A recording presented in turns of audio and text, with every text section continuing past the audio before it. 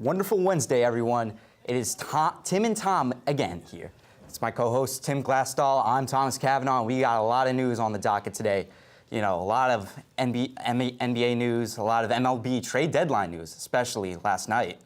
First of all, Tim, we got to talk about the NBA at first. You know, Summer League just wrapped up a couple weeks ago, and you know what? We have to talk about a topic that's been very controversial in the league, super teams.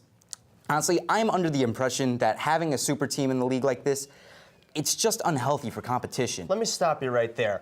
There's a lot of hate around these super teams. I personally love them. And are we going to forget that super teams have ruled the NBA for years? Celtics, Lakers lasted a whole century. Here's the thing. You have the Warriors and Cavs now, but this has been like this for a long time. The Cavs have just not been.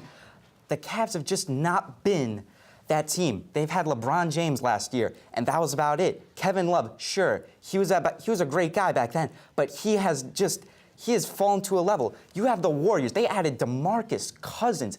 That cannot happen in a league like this. He's coming off an Achilles injury, and I think social media is making a big deal about it now. But like I said before, there's been a lot of super teams over the years. Jordan three-peated twice. Okay, but tell me, did anyone on the Chicago Bulls, did you have a guy like Kevin Durant sign with the Chicago Bulls? Anyway, yeah, we're going to have to wrap up that topic now. First off, now we're going to have to talk about the NFL. Season's about coming up.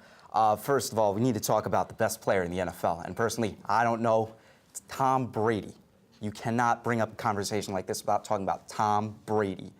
I have to agree with you. I think he is the greatest quarterback of all time, but I do not think he is currently the best player in the NFL. My favorite player in the NFL right now is Antonio Brown. He's the man to go to. He has changed the game for receivers. For quarterbacks, it's always been a quarterback league, but now Antonio Brown is starting to take over. Tom Brady has taken over the league for the past 15 years. You do not see that in the NFL. You do not see that period of sustained success over almost 2 decades. Sustained success, yes, but at this very moment, it's Antonio Brown.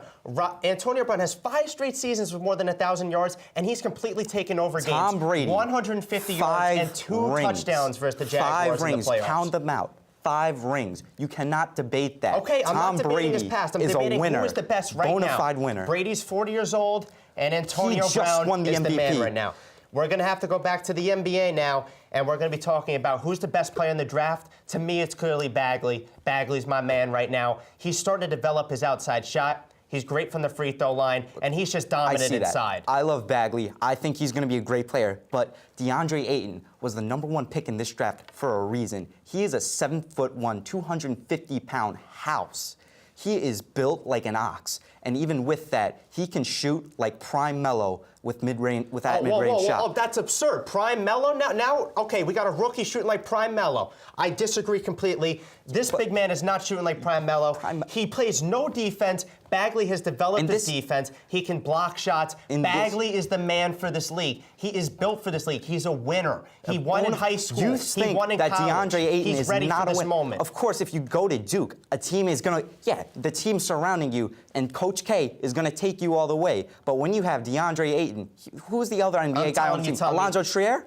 I'm telling you, Bagley is the man. Now, we got to go into more important matters. Who has nicer hair, Marvin Bagley or Noah Syndergaard? Okay, I think I sound like a whole Bagley critic at this point, but I'm going to have to say Noah Syndergaard. You cannot deny it. His locks are luscious. They look like a grain field in the middle of the summer with a slight breeze. It is amazing. Well, we all love Noah Syndergaard's hair, of course, but Bagley, it flows like the wind when he's running out there. It is absolutely beautiful. You can't tell me Noah Syndergaard looks like the prime candidate for a Head & Shoulders commercial, and I don't know what you're taking, man, because if you cannot see that, man, I don't know what to say.